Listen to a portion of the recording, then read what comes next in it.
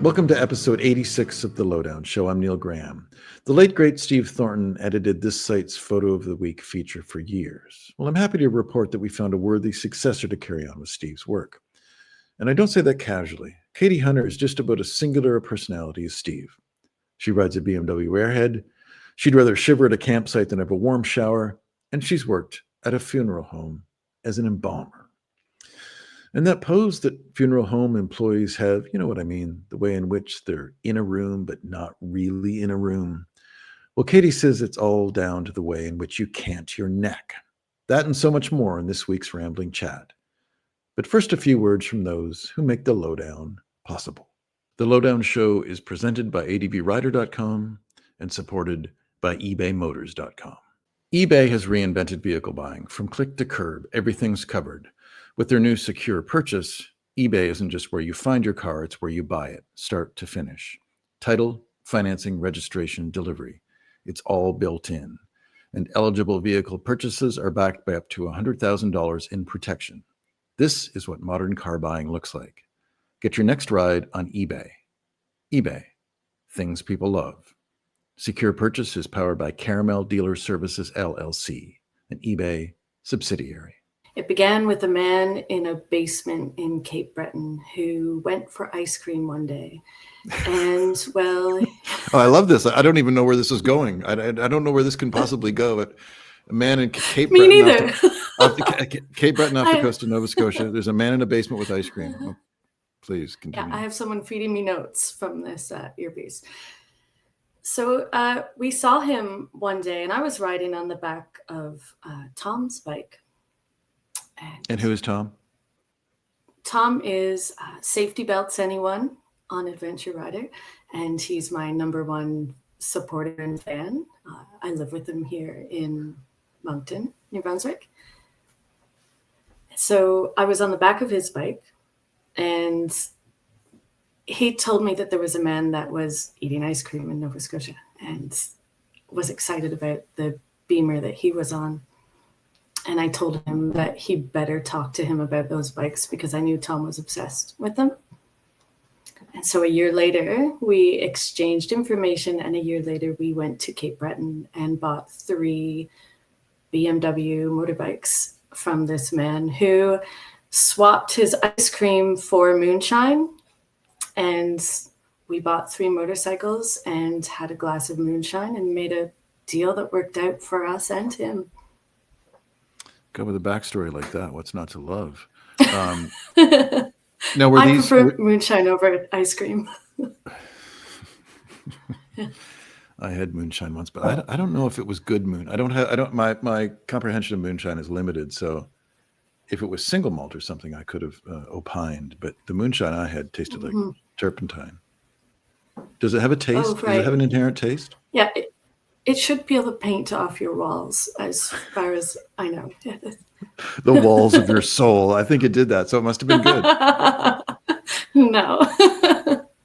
So what is it? The bikes what were is beautiful.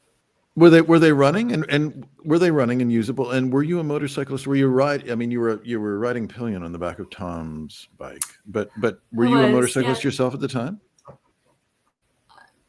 No, I was on the back always. My dad had a bike when I was a kid, and I was the only one that desperately wanted to go with him. And my mom worked all the time, so I got to go on the back. And I never really considered being on the front of the bike because the opportunity just hadn't presented itself. But when Tom and I got in an argument once on the back of his bike, I decided that was enough for me and I needed to take control of my own motorbike. So when we saw these bikes in Nova Scotia, I pointed out the one I wanted, and the man that was selling them agreed and said that that should be my bike. So I claimed it in that basement and it became mine with a bit of work. I mean, one of them was running, and the other 2, we sort of had to swap parts and play around with parts. But once I was on it, I haven't gotten off since. BMW Airhead enthusiasts are very much devoted to the cause, and I am not a BMW motorcycle guy, which isn't to say that I think negative thoughts towards them. But I would like you to explain to me the merits of an old BMW twin. What does it do to you?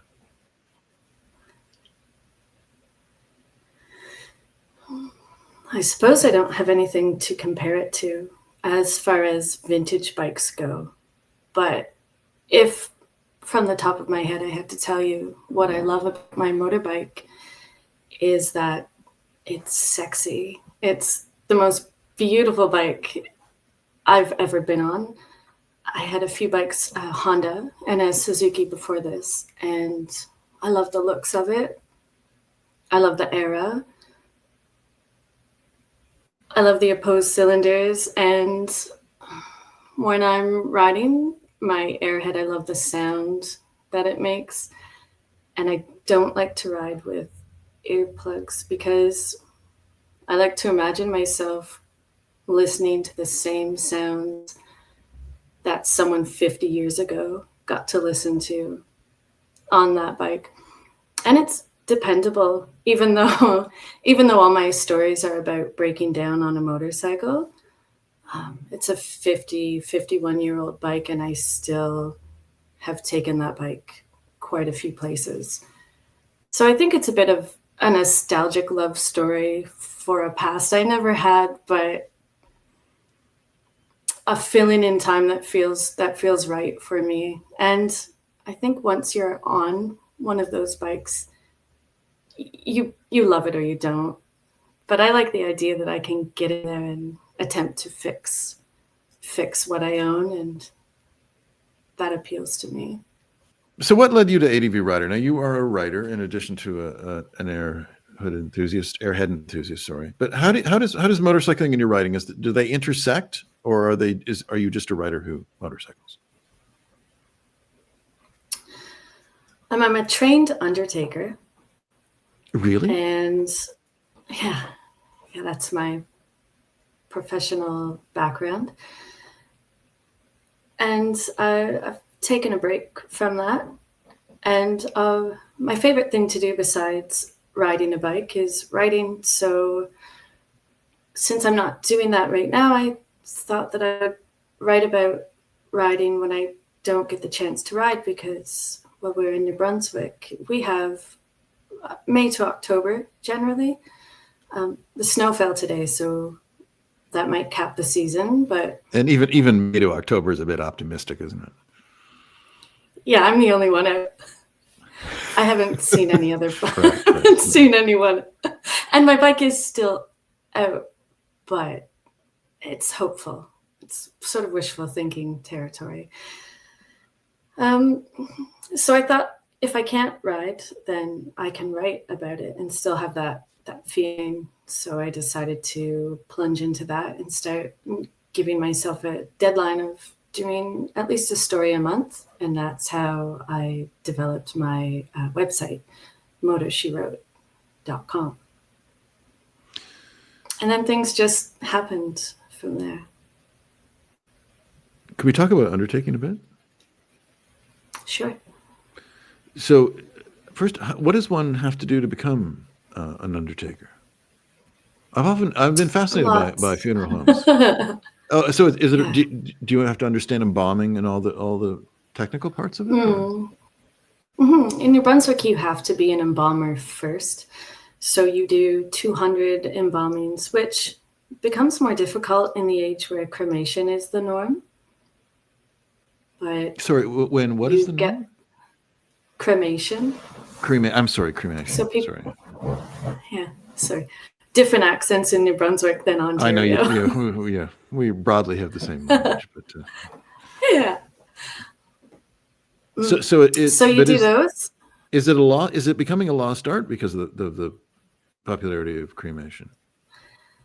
It is, and maybe Neil, that's why I think I love working on vintage motorcycles too, because you're using your hands. You're working on something that really does resemble a body.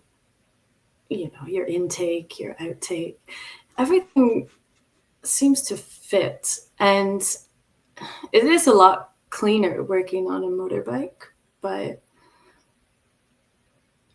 But you draw I'd say it's sort of similar. you draw parallels between the human body and a mechanical device. I do. They operate in sometimes the same way. You know what what I find interesting. That's true. What I find interesting about motorcycles in some way is I love the nature of our relationship with them, because they need what they need, and they're not concerned about us. They're not really concerned about our moods or our feelings. It's a very straightforward relationship, isn't it? Which isn't to say there aren't complexities within it, but you give them what they need. That's the same way with the deceased. You give them what they need and you look after them.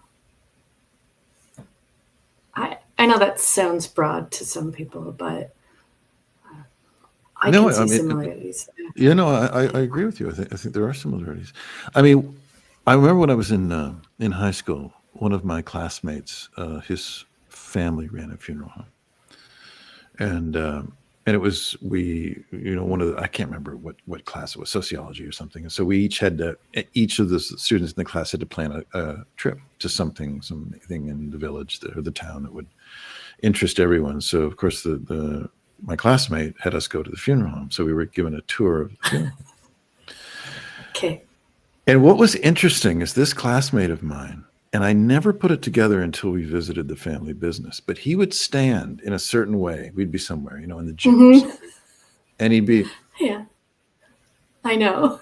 He had this way of standing, and for those that are just listening and not watching, he would cup his hands, and he would take on this sort of pose where you didn't have to address him because he wasn't seeking engagement.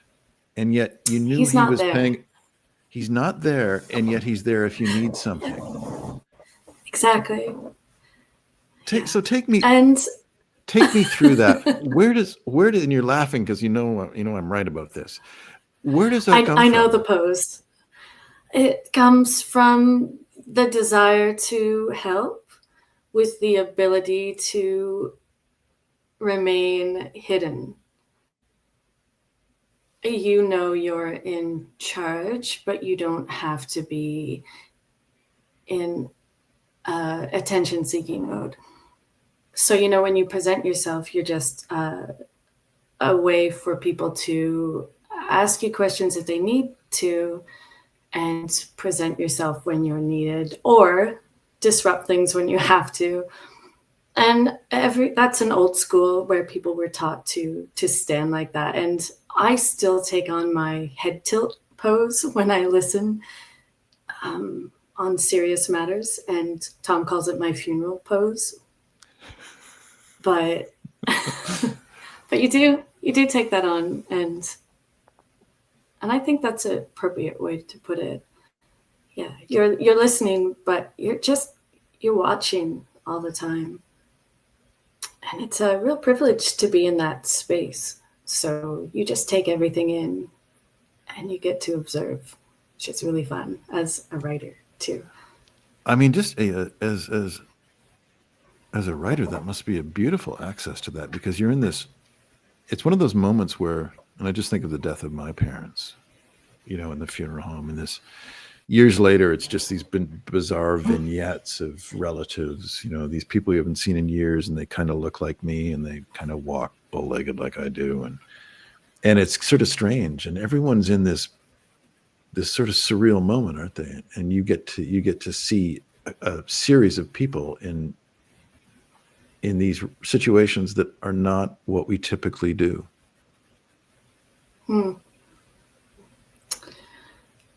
Yeah, it makes you a very patient person if you aren't one to start with. A very vulnerable spot. All right, let's talk a bit about you mentioned Photo of the Week, which you have taken over from the mantle of the great Steve Thornton.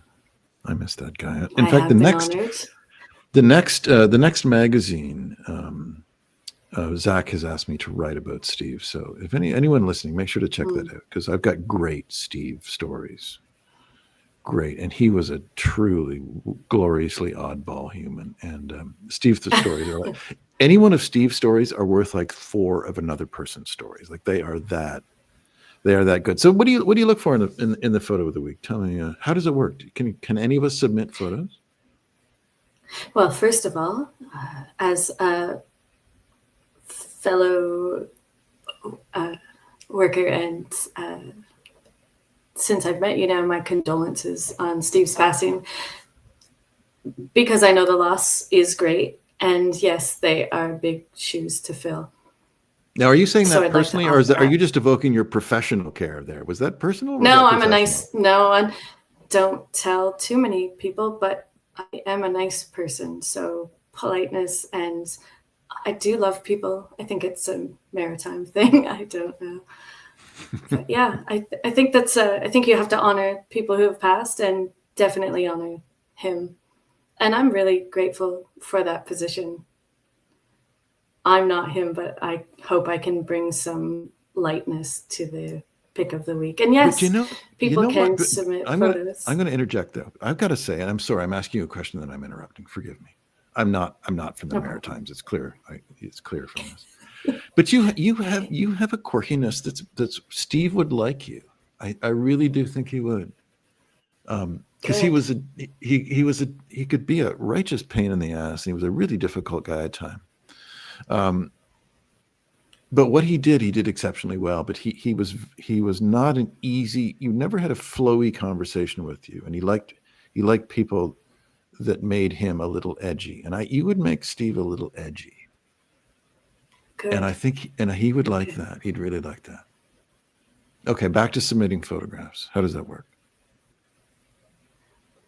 That's a compliment. Thanks. Submitting photographs. Well, you can send me a message every time you go to Adventure Rider. You can see pick of the week. We post them on Fridays, and there's a button that has a camera. And if you click it, you can submit your photos. And I get photos from all over the world, which is really exciting. So it doesn't matter if your bike may not be in the perfect state, or it might not be your favorite photo, but usually when you group them together, there's some sort of chain that you can make relate to other photographs, and we'll fit it in. I love seeing the photos. It's the highlight of my week, really. Especially now that winter is upon us. Oh, it is upon us, is it not? It is upon us. And do I have to write some quasi poetic caption, or can I just say "bike upside down Guatemala"? Is that enough for you to go on? Do you want a bit more than that? That's up to you. Okay, freedom to do what you're the captain. You're the captain, Neil. No, thank you. I know you don't mean that, but thank you. I appreciate it. I am the captain of nothing. eBay has reinvented vehicle buying. From click to curb, everything's covered. It's all thanks to their new secure purchase. Ever try to buy a car and end up in a parking lot with a stranger and some blind trust? Or spend half the day at a dealership talking to pushy salespeople and signing paperwork? Or maybe, worst of all, waiting for hours at the DMV just to transfer the title? Well, that era is over. For years, eBay has been the go-to for gearheads, collectors, and do-it-yourselfers, because whatever you're into, from classics to SUVs to trucks to imports, eBay's got it. And now with secure purchase, eBay isn't just where you find your next ride, it's where you can buy it, start to finish. Sellers and titles are verified, paperwork is handled by experts, and payments are traceable and digital. So you know exactly who you're dealing with and exactly what you're getting. Plus, you can finance, insure, and register your vehicle all in one place. No more hours at the dealership, no more trips to the DMV. Get your vehicle plates and paperwork shipped to your door, ready to drive. And it's all part of one seamless process, designed to feel as easy as buying anything else online. And eligible vehicles purchased on eBay are backed by up to $100,000 in purchase protection. Thinking about selling your ride? Secure Purchase makes that simple too, because you know your buyer and their funds are verified. If you still own your car, the financing payoff is fully integrated. So you're not chasing paperwork or waiting on checks to clear. And with Secure Purchase, you get paid fast. and you're not going to be stuck chasing no-shows or answering the 5th, "Is it still available?" message. This is what modern car buying looks like. Skip the DMV, skip the sketchy meetups, buy it on eBay. eBay, things people love. Secure purchases powered by Caramel Dealer Services LLC, an eBay subsidiary. The Lowdown Show is presented by adbrider.com and supported by ebaymotors.com. All right, let's talk about you as a motorcyclist again. So, what have you done with this BMW? I mean, you've been on some adventures with Tom, I presume. Tom, whose forehead I saw earlier. You did. Now, yeah. Now, how far have you gone afield on this thing?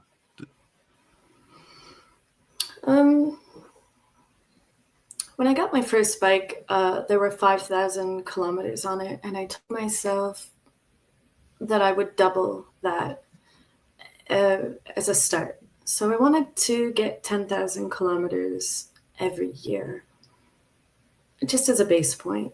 So my first bike, I had about 12,000 kilometers. And then when I got a Suzuki, I almost doubled it. And then I just kept going. So I can't tell you how many exactly because I'm past the point of counting my kilometers or miles, whatever you choose. But I have basically 2 weeks is about the duration of the trips that I've been able to do because we have kids and a dog and all those other things that don't fit on a motorbike. But I'm open to doing more. It's just, I can't put everybody on the bike. Although they do come on the bike with me. I can get 2 out of 3 kids on the bike. And do you, have most of you, I mean, I'm assuming you've explored the East Coast and maybe the East Coast of the U.S.? East Coast US. We did the Gaspésie this summer. It was beautiful. Really lovely trip if you haven't done the Gaspésie. I haven't been. Tell us about that. Tell us about Gaspé, because I haven't. I read a Peter Egan story, the longtime writer with Cycle World magazine.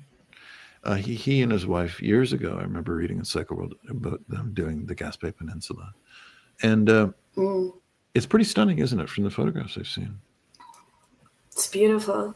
The people were really friendly, and don't let the language barrier stop you from camping.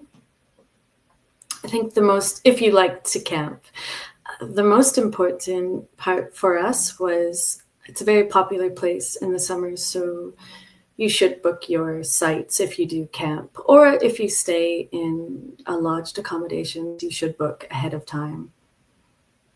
But other than that, it's just full of natural resources, really beautiful woods. It's on the coast, so there's a couple points on the ride where you're on the peninsula, and it feels like there's signs for tumbling rocks, and there's also signs for the ocean or the bay to come up and get you with the waves. So you're sort of stuck between 2 bits of danger, which is really exciting for me. It feels like you're on the edge. Very beautiful, and lots of great food. They really know how to have. Oh, it's a really good, because one of the things about traveling in and I'm a horrible snob when it comes to food. Okay. But often when you go into the hinterlands, it's hard to find good food. But there's good food in Gaspé. You have to know how to work your campfire. So. Oh, you're not talking restaurants. You're talking about making your own food. Yeah. I don't. Well, I don't stay. I camp. I camp, Neil. I love to put a tent on the back of my bike and go. I don't want to be burdened with the idea of a shower. I mean, I do like to shower, but I do prefer to camp.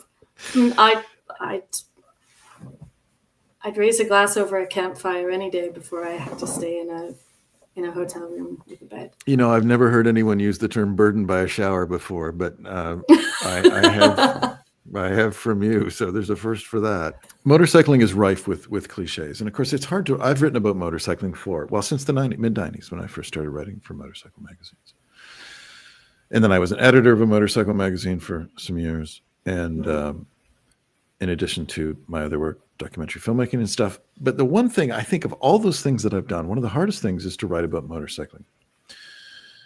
And I don't mean in a reportage kind of way, but it's just this, it's so difficult to write about it without tumbling into cliche. And of course, most of what we read about motorcycling is really cliched. The wind in the hair, all that kind of, there's a lot of really, language has been slaughtered for the purpose of writing about motorcycles for years, and very few people can do it well or consistently well. Do you feel that same pressure when you write about motorcycling to somehow avoid what's so obvious? Because of course, the obvious is the death of writing, is when you write things that are just tired. Big question. And I expect you to have all the answers. I do, but do I share them with the rest of the world? You do, because we can pick up on them and use them for ourselves. Okay, Neil. Hemingway might be my favorite author, and he knows how to tell a story without making it feel contrived. Anytime I feel like I need to just get back to basics, I'll open up any of his books. I'm looking over here, but it's usually For Whom the Bell Tolls. That's my favorite. Right. And he can describe, if I could write one sentence that would sound like him, I would feel like my job is done. So I look at people that are like Hemingway that I can relate to, but I think sometimes it's just you have that in yourself too. And it depends on how you look at the world and how you see things and how you feel things, because even though I'm a product of what I read and what I take in, I'm still really honest with myself, and I still really don't try to be someone when I write. I suppose. I also really appreciate Ted Simon, although sometimes I read his work and think, oh, he got to that before I did. So, right, yeah. So sometimes I look at that and think, oh, this has already been said, but everything's already been said. So maybe it's falling into that certain place that fits for you and also fits for an audience that just works. How do you find, as a woman involved in motorcycling, it's such a male dominated pursuit, and we men are known for being rather obnoxious when we get enthusiastic about something. We want to claim it as our own, and of course, more and more women are involved in motorcycling. It's far more open than it used to be. Is that something that you're aware of when you're out? I mean, I know that some women have told me, for instance, that they, where somebody like me might catch a tow and dump my bike in the parking lot, and I just think, oh, fuck this, and I'd pick it up and away I'd go. Women have told me that when they do it, they feel very judged. They're very self-conscious about when they're around a group of men, because women are often smaller and can't pick a bike up as easily as a man. Does that factor into your relationship with motorcycling at all? Of course. Where do I start? Although my bike is very heavy. Start at the beginning. My bike is heavy. I do have a heavy motorbike, so I don't intend on dropping it. I suppose it happens, but my bike does take a lot to maneuver. It's a very, very heavy bike. Yes, I've had those situations. I've had BMW bikes made for women. I've had people try to help me fix my bike on the side of the road when I know more about my bike than them. And that feels pretty good. But I see a lot of women on bikes now, so I'm really encouraged by that. And I think it's great. And I have a friend who wants to get into biking. So she's been coming over and we've been going through basics. And I think that's really great. But it's definitely still a male dominated culture. But watch out, because we're really good riders too. And you know how you mentioned that man on the Cabot Trail that left you in the dust? Yes, yes. Yeah, I did the Cabot Trail this summer, and I left a couple people behind, and I felt really proud. And sometimes it's just a little more empowering because you didn't see as many people, or you don't see as many women on bikes. That's a big question. And that's why I write, because I'm not as good talking about these things as I am writing about them. But yeah, very male dominated. But we're used to that. Right. It's not just in motorcycling, is it? I don't always judge people when they say things like that, because people have asked me if I bring my hairdryer on bike trips, but I don't own a hairdryer. So there's certain assumptions that I'm sure I have on some men too that maybe don't pass the grade. There was a friend of mine, a woman I know years ago, Andrea. She had she was very, very small, and she wanted a particular brand of motorcycle, a particular model of bike, which was very large, and so she, to her credit, had this bike which was really too large and too heavy for her. To watch her roll it in and out of a parking spot, you'd kind of hold your breath. Your instinct was to go over and grab it, because she always looked like she was going down, and of course you just yeah. And I thought, the level of commitment that it takes, that it took her specifically to ride that bike. I don't know if I would do that. I don't know if I would have it in me to be so dedicated to that, because she was always on the verge of, a few degrees off center. I can pick a bike off the foot peg in most instances if it slips away from me. But she only had a few degrees off center, and it was gone. And just her dedication. I admired her dedication. Although I found that when we were together, I was always nervous for her. And I should have just left it to her. And that's okay. I mean, we still like when people are nice and concerned. But I ride, my bike is an R75/6, and it's quite low basic. It's quite short. I'm 5'4", so I'm not really excited about being on a bike that I can't touch on. And that helps, but I'm extremely stubborn. So anytime that I need help, I will do the last thing possible before I ask. eBay has reinvented vehicle buying. From click to curb, everything's covered. Ever try to buy a car online and end up in a parking lot with a stranger and some blind trust? Well, that era is over. Now, with Secure Purchase, eBay isn't just where you find your car, it's where you buy it, start to finish. Title, financing, registration, delivery. It's all built in. This is the modern way to buy your next ride on eBay. eBay, things people love. Secure Purchase is powered by Caramel Dealer Services, LLC, an eBay subsidiary. Thank you for listening to The Lowdown Show.